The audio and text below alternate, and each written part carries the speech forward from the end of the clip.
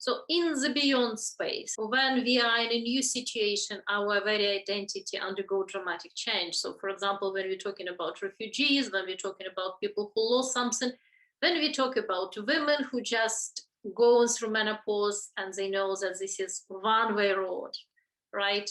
So there are many, many situations of loss when there is a clearly one-way road. Situation with moving to a different country, situation with refugees slightly different. However, if there was a situation of trauma, that obviously makes it also in a way one-way road, because now there is only way for this person and the way is up. So the first thing here, I think what you talk about is completely vital in the beginning to understand, to actually appreciate where you are. So if you're taking somebody, for argument's sake, who just left their native country or they entered some new space because there was some problem, there was some severe problem and they suffered some trauma, that first thing to accept that actually this is what it is. At the moment, this person is in this identity of a victim. And this could be very hard because it's not very hard to accept that, okay, I'm in a victim position right now. It could be easy to say, not so easy to do, because victimhood, also victim as a victim, is one of the major archetypes. We all have victim in our psyche as human beings. We all have, this is part of the collective. And if you think about it, victim archetype in itself, this is one of the survival archetype. This is the mode we go into when the situation is truly, truly severe and it's really a question of our survival. And then going into victim archetype can have adaptive value. However, what tends to happen after that? Depending on our previous personality, previous individuality, previous identity, previous sort of all psychic makeup, we tend to either very quickly deny that we are being a victim. We are in a victim sort of mindset and identity at the moment, situationally. And this goes for people, obviously, who are very strong and very, very self-aware and so on before. Or we can go into absolute different mode. It's like, yeah, I was strong and everything was fine, but now I'm a victim. Now I survived this terrible thing and things are not going to be the same. And people tend to go into this victimhood and they tend to stuck there. So it's accepting that, okay, at the moment, I'm a victim of this particular situation. However, I'm not going too far into denying it. And I'm not going too far into indulging in it. When we're talking about denial, I'll give you an example. Once I had a patient who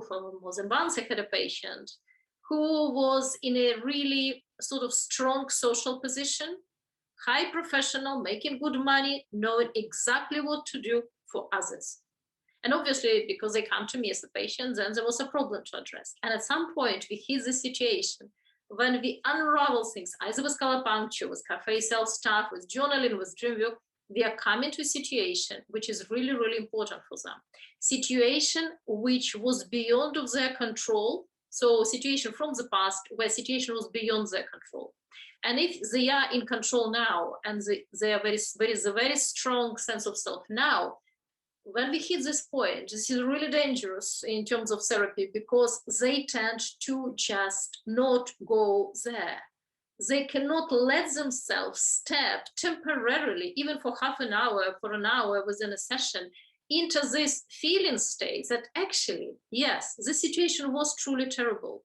And yes, I am in a different situation now. However, back then it was really, really painful. All they need to do from therapy point of view, they need to go back and feel the pain. That's all. That's all they need. They need to go back, feel the pain for this half an hour. And then we are coming out of it because once and for all, we are rewriting the script. But very often, those strong and powerful people in the now, they resist going and connecting with their vulnerable past selves. And then we hit the situation when this is obviously counterproductive and say, no, I'm not going there. And then, of course, problem becoming even worse because then we hit in a double conflict. Before that, this is our powerful self today. Within this, there is a little scared child and something happened, big or small to them. But then apart from that, we are now having a conflict that I know what the problem is. I know that I need to go there and feel the pain, but I don't want to. And then there is a double tension. We are ending up even in a more conflict. So this is quite a dangerous situation if you're a therapist, You need to be aware of it, how to handle it. So patients need to be warned in advance that they need to take responsibility, and they need to take responsibility, including for their own little inner child, you might call it, or past hurt self. They need to take responsibility for this part of self, which is still somewhere in their awareness field, because otherwise they wouldn't be your patient, or otherwise they wouldn't be in your field of view. So I think acceptance exactly where you are, this is the first step.